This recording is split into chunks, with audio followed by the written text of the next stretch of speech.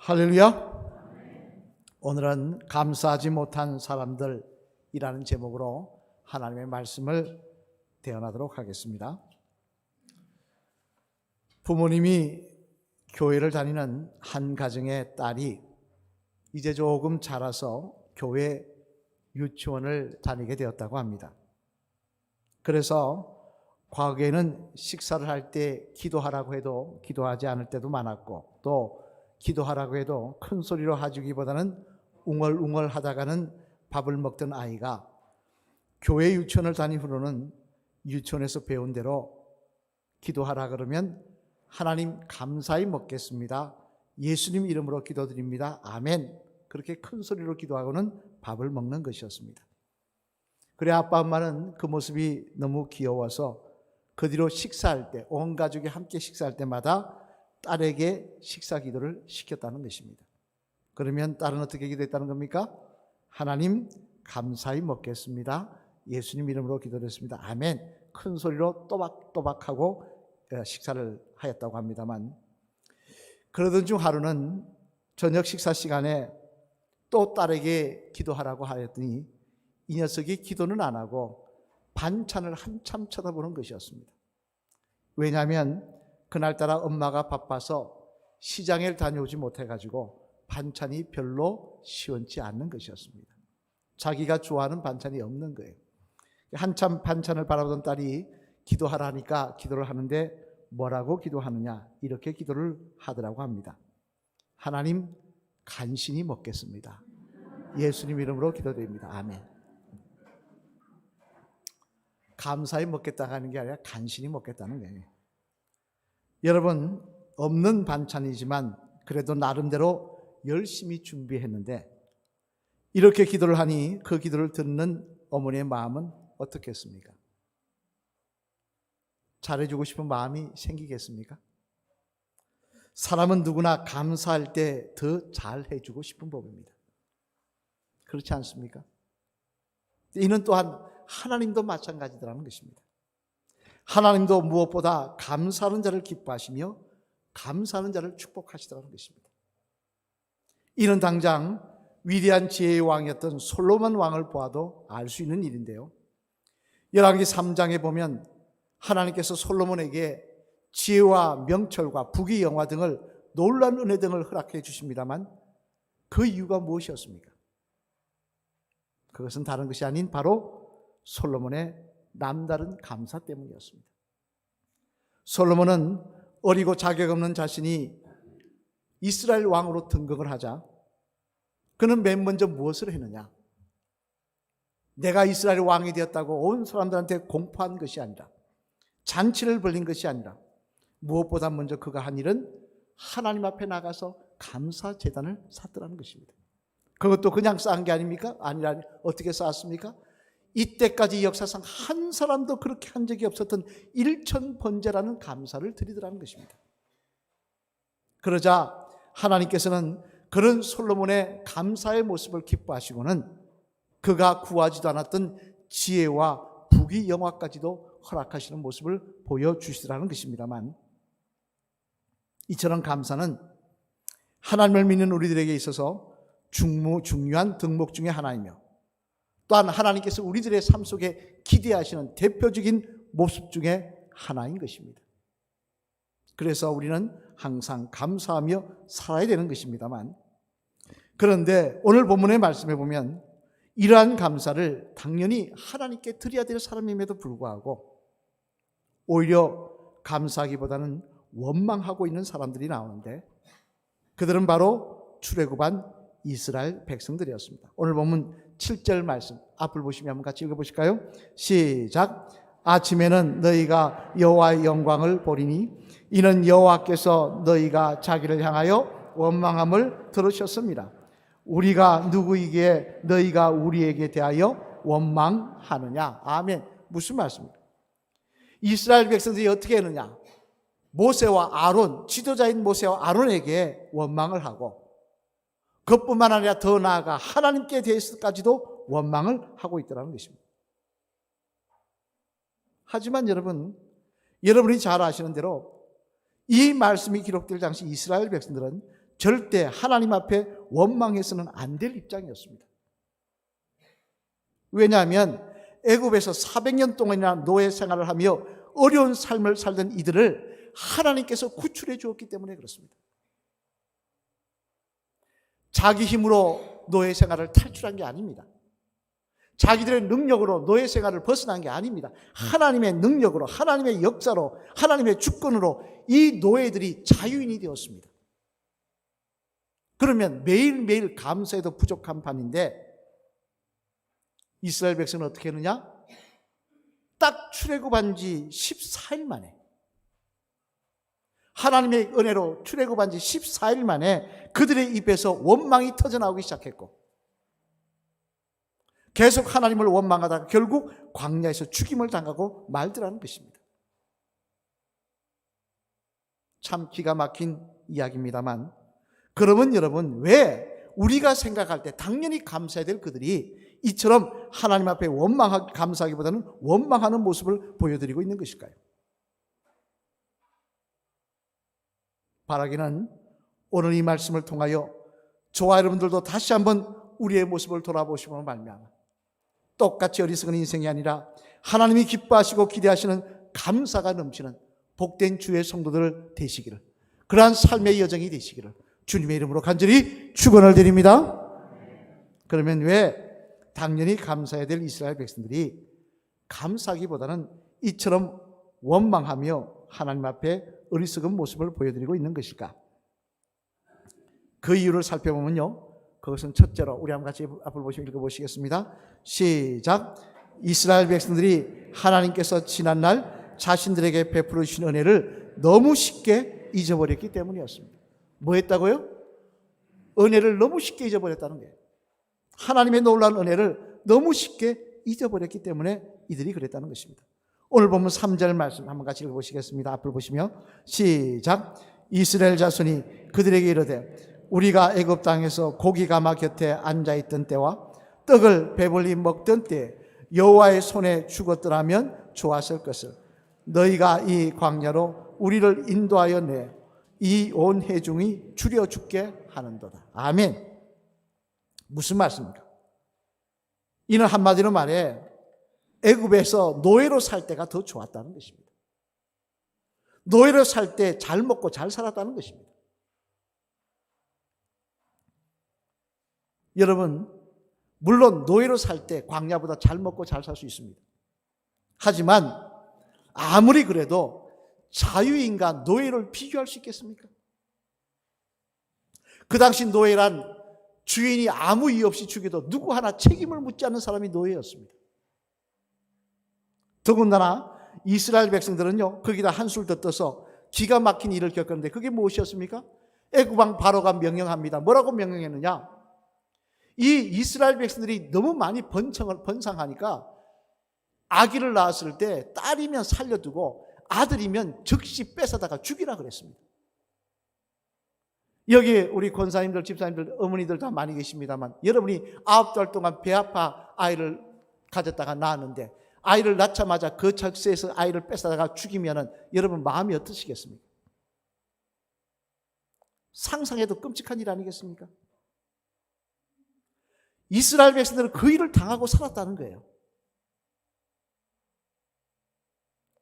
그런 그들을 하나님께서 출애굽시켜 주셨다는 거예요. 그런데 그들은 시간이 지나자 어떻게 했다는 겁니까? 다 잊어버리더라는 것입니다. 그리고는 과거가 좋았느니 그때가 더 살만했느니 하며 원망을 하고 있더라는 것입니다. 여러분 잘 아시는 대로 지금부터 10년 전인 2011년 3월 11일 일본에는요 진도 9.0의 지진이 발생해서 쓰나미가 발생했습니다. 우리 한 사진 한번 볼까요? 기억하시죠? 예. 이때 엄청난 피해를 입었습니다만 그 당시 일본의 많은 나라 중에 맨 먼저 구조대원을 보내고 구호 물품과 구호 성금을 보낸 나라가 어딘지 아십니까? 예, 우리나라였어요. 우리나라가 맨 먼저 구조 물품을 보내고 구조대원을 보내고 구조 헌금을 또 성금을 보냈어요. 하지만 이 일을 한 우리나라에 돌아온 건 무엇이었습니까? 처음엔 감사 인사했지만 얼마 지나지 않아서 일본 정치권에서 한 말은 뭐였습니까? 독도는 일본 땅이었습니다. 그래 일본은 배은망덕한 나라다라고 하면서 우리가 울분을 터뜨렸습니다만, 그러나 일본의 이런 모습은 어제 오늘 일이 아니더라는 것입니다. 과거 1923년에도요 일본 도쿄 요코하마 등에 큰 지진이, 대지진이 났습니다.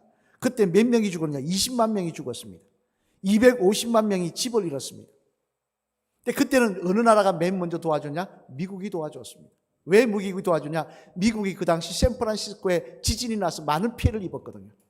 동병상련으로 우리가 일본을 도와주자, 똑같이 아픔을 당했으니까 도와주자, 그래가지고 집집마다 구호품을 거두어서 얼마를 보내주느냐? 자그마치 배로 150척의 수송선에 실어서 보내줬다는 겁니다. 배 한 대만 해도 가득 채우면, 큰 배 한 대 채우면 태평양을 건너올 정도의 배면 얼마나 큰 배입니까? 한 대만 채워도 얼마나 대단합니까? 150척을 실어 보냈다는 거예요. 그래 일본 천황이 직접 나서가지고 미국 대통령한테 우리는 미국 사람들의, 미국 국민들의 이 사랑, 은혜 잊지 않겠다고 그렇게까지 이야기를 했다는 것입니다. 그런데 딱 그로부터 18년 후에 어떤 일이 일어납니까? 일본이 전쟁 통보도 없이 미국의 진주만을 폭격하더라는 거예요. 그래서 미국 신문에는 뭐라고 사설을 실었느냐? 일본인은 세계 사람들 중에 은혜를 가장 쉽게 잊어버리는 족속이다.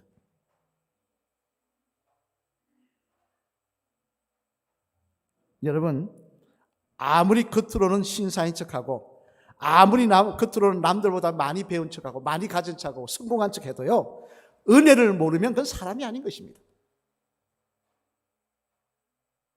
은혜를 잊어버리면 그건 인간이 아닌 거예요. 이는 또한 하나님과의 관계도 마찬가지라고 생각합니다.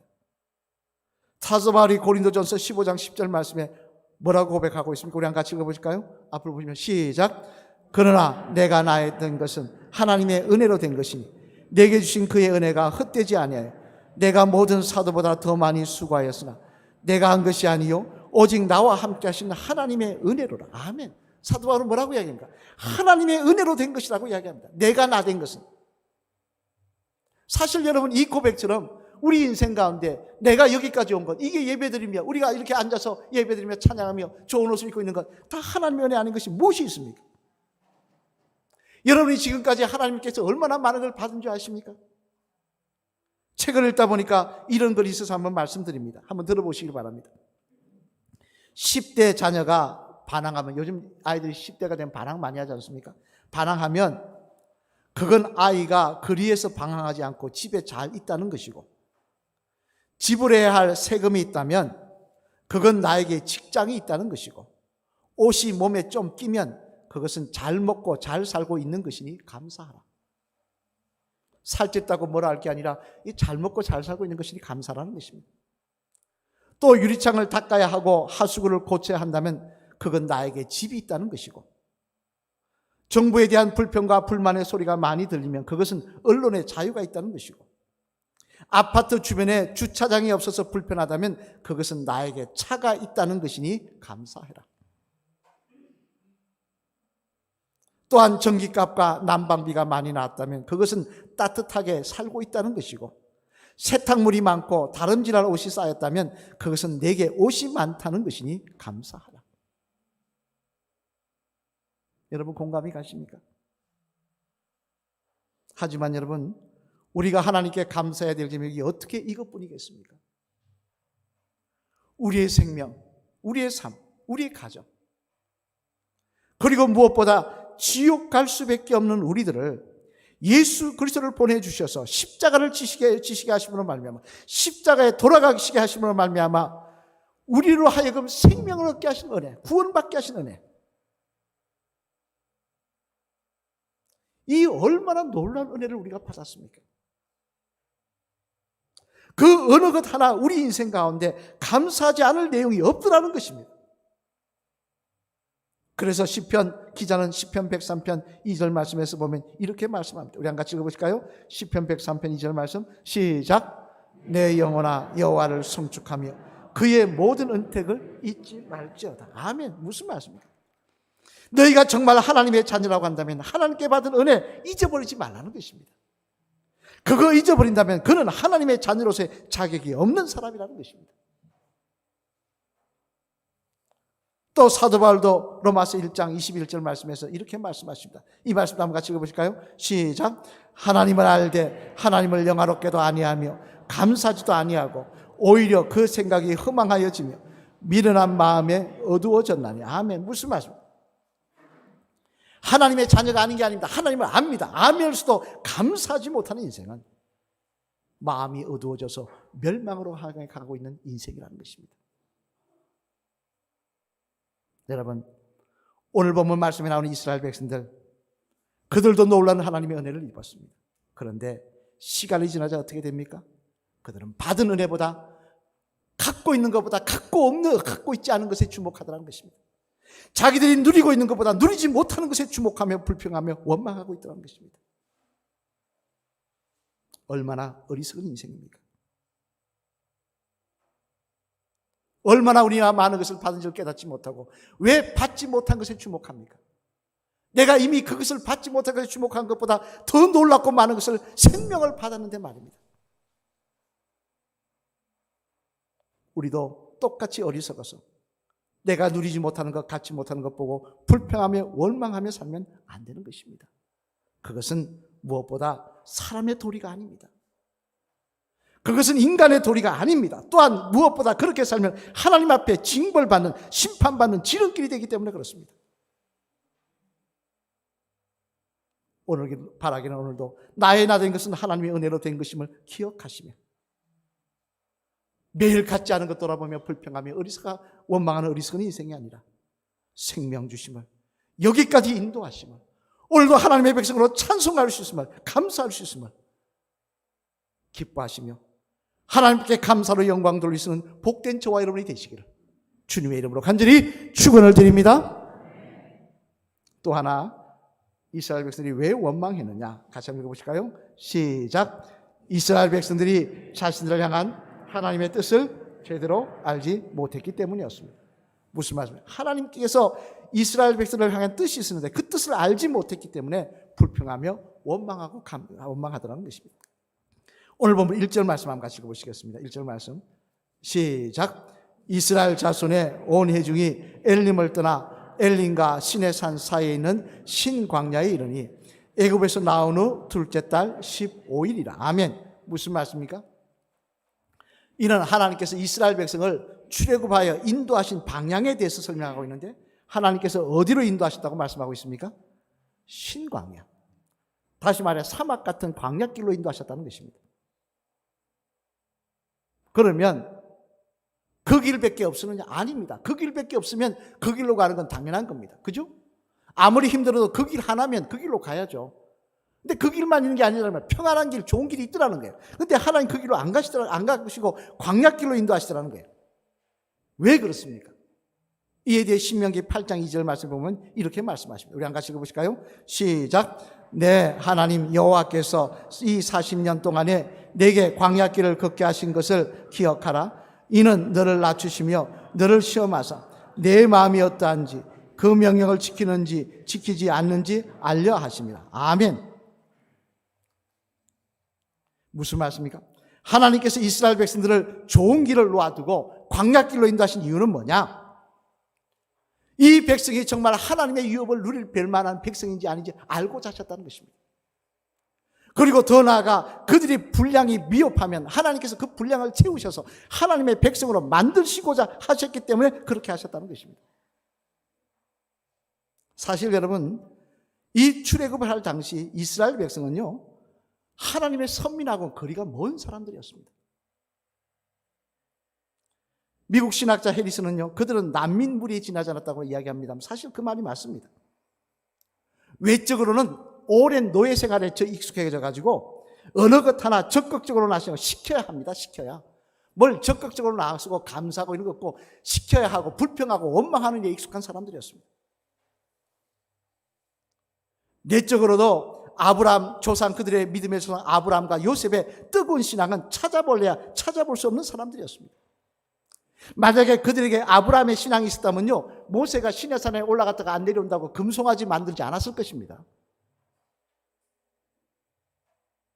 말만 믿음의 조상의 자손이지 이미 400년 동안 다 까먹어버렸다는 거예요. 그런데 그런 백성들을 하나님께서 평안하게 가나안 땅에 내려다 놓으면 어떻게 되겠습니까? 처음엔 좋아하겠죠. 좋은 데 왔다고. 그런데 시간이 지날수록 어떻게 되겠습니까? 노예 근성 그대로 애굽에서 살던 삶, 그 타락한 삶 계속 살 겁니다. 거기다 가나안 백성들이 살던 그 우상 숭배까지 같이 더불어 같이 하다가 결국 하나님의 심판을 받아 멸망한 가나안 백성들처럼 그들도 심판받아 멸망하는 민족이 되고 말았을 것입니다.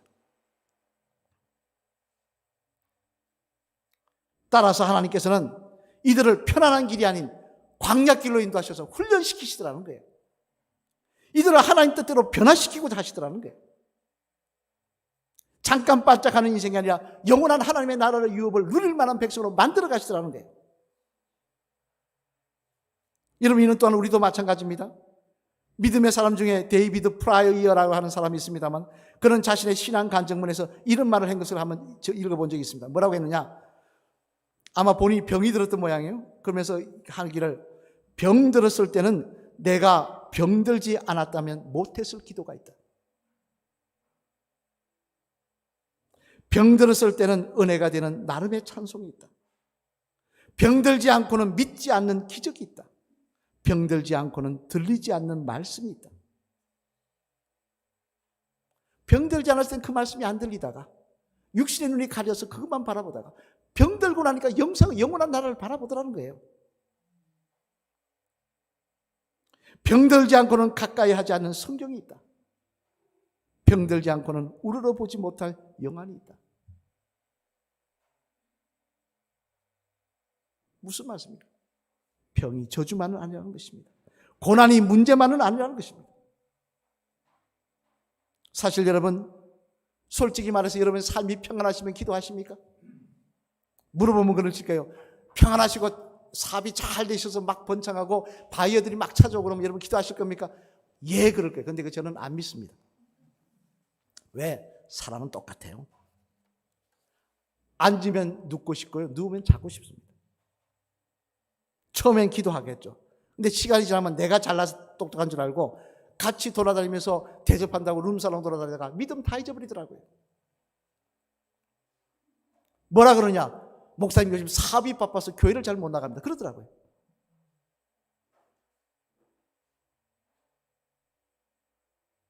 그러나 이것은 여러분 패망의 지름길이라는 사실을 잊지 마시기 바랍니다. 하나님이 없는 번영은 신기루에 지나지 않는 거예요. 하나님을 향한 바른 믿음이 없는 번영은 아무것도 아닌 것입니다. 허상인 거예요. 그래서 하나님께서는 우리에게 시련을 주시기도 하시고 우리 생각대로 우리 뜻대로 인생길을 인도하지 아니하시기도 하시는 것입니다. 왜? 하나님 믿는 믿음이 필요하니까. 하나님이 바라는 많이 갖는 것이 목적이 아니라 하나님의 뜻대로 사는 것이 중요하니까. 그래야 영원한 천국을 우리가 누릴 수가 있으니까.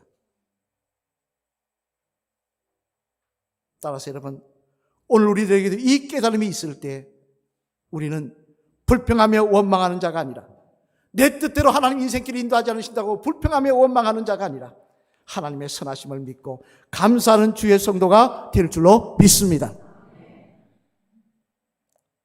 사랑하는 성도 여러분, 유대의 지혜서인 탈무드에 보면요, 이런 말이 있습니다. 참 저는 이 말이 좋습니다만 뭐라고 되어 있느냐면, 감사를 모르는 자를 벌하는 법이 만들어지지 않은 이유는, 여러분 전 세계적으로 감사하지 않는다고 벌하는 나라가 있습니까? 감사하지 않는다고 벌하는 법이 있습니까? 그렇지 않지 않습니까? 이유는 뭐 때문에 그러냐? 하나님께서 직접 벌하시기 때문이다. 나라나 누가 벌하기 이전에 하나님이 알아서 벌하신다는 거예요, 이미. 여러분, 이 탈무드의 말처럼요, 오늘 본문에 나오는 이스라엘 백성들 하나님 앞에 원망하며 살다가 결국 하나님께서 직접 심판하십니다. 직접 벌하시더라는 거예요. 자신들에게 베풀어 주신 하나님의 은혜 너무 쉽게 잊어버리고 없는 것 생각하며 불평하며 원망하자. 또 또한 하나님의 자신들을 향한 하나님의 뜻에는 관심이 없고 그저 잘 먹고 잘 사는 일에만 관심을 가지고는 자기 뜻대로 하나님께서 인도하지 않는다고 원망하며 불평하자 하나님께서 직접 나서셔서 그들을 심판하셔서 가나안 땅에 못 가게 하시고 광야에서 죽게 하시더라는 것입니다. 따라서 여러분, 이 말씀을 듣고 있는 저와 여러분들은 그런 이스라엘 백성과 똑같은 어리석은 삶을 반복하는 인생은 되지 말아야 될 것입니다. 내가 없는 것 바라보며 받은 은혜 잊어버리고 불평하며 하나님의 뜻은 생각하지 않고 내 뜻만 생각하며 주장하며 그대로 되지 않는다고 원망하고 불평하는 어리석은 인생은 되지 말아야 될 것입니다. 오늘도 하나님은 선하시고 역사하시며 우리를 하나님의 나라로 한 걸음 한 걸음 인도해 가고 계신 줄로 믿습니다. 그 사실을 믿는다면, 하나님의 선하심을 믿는다면 감사하는 주의 성도가 되어야 할 것입니다. 우리 마지막에 한번 따라 하실까요? 집사님의 삶 속에 하나님의 은혜가 아닌 것은 하나도 없습니다. 맞습니까? 인정하십니까? 근데 왜 불평하십니까? 다시 한번 계속 따라하세요. 그 사실을 기억하며 항상 하나님께 감사하시는, 하나님 기뻐하시는 집사님 되시길 바랍니다. 할렐루야. 아멘. 우리의 삶 속에는, 저와 여러분의 삶 속에는 하나님의 은혜가 아닌 것은 하나도 없는 줄로 믿습니다. 우리는 감사하며 살아야 되는 인생인 것입니다. 사도 바울은 고린도전서 10장 10절로 11절 말씀에 이렇게 말씀하십니다. 우리 한 같이 읽어보실까요? 시작. 그들 가운데 어떤 사람들이 원망하다가 멸망시키는 자에게 멸망하였나니 너희는 그들과 같이 원망하지 말라. 그들에게 일어난 이런 일은 본보기가 되고 또한 말세를 만난 우리를 깨우치기 위하여 기록되었느니라. 아멘. 왜 이 말씀이, 출애굽기 말씀이 우리하고는 상관없는 그 먼 시대의 말씀이 기록되느냐? 이것 보고 깨달으라는 것입니다. 똑같이 하다가 너희도 하나님의 심판을 받는다는 것입니다. 나는 예외라고 생각하지 말라는 것입니다. 또 데살로니가전서 5장 18절 말씀도 우리 한 같이 읽어보실까요? 시작. 범사에 감사하라. 이것이 그리스도 예수 안에서 너희를 향하신 하나님의 뜻이니라. 아멘. 무슨 말씀입니까? 모든 일에 감사하는 것이 하나님께서 우리들에게 기대하시는 일이라는 거예요. 하나님의 선하심을 인정하는 것이 뭐냐? 감사라는 거예요. 하나님이 나의 하나님 되심을 인정하는 게 감사라는 거예요. 하나님 그런 성도를 기뻐하시며 그를 축복하시겠다는 거예요. 바라기는 우리의 모습 돌아보시며 나는 지금 어떤 모습으로 하나님 앞에 서 있는지 돌아보시고 내가 없는 것 바라보며 불평하고 있는 것은 아닌지, 내 뜻대로 되지 않는다고 불평하고 있는 것은 아닌지 돌아보시며 다시 한번 나를 하나님의 사람으로 세워주시고 내 이름을 손바닥에 새겨주시고 예수 그리스도를 통하여 구원하여 주시며 영원한 천국으로 오늘도 인도하여 주시는 그 하나님, 그 하나님의 은혜를 생각하며 감사하며 인생길을 걸어가시는 복된 주의 성도들 되시기를 주님의 이름으로 간절히 축원을 드립니다.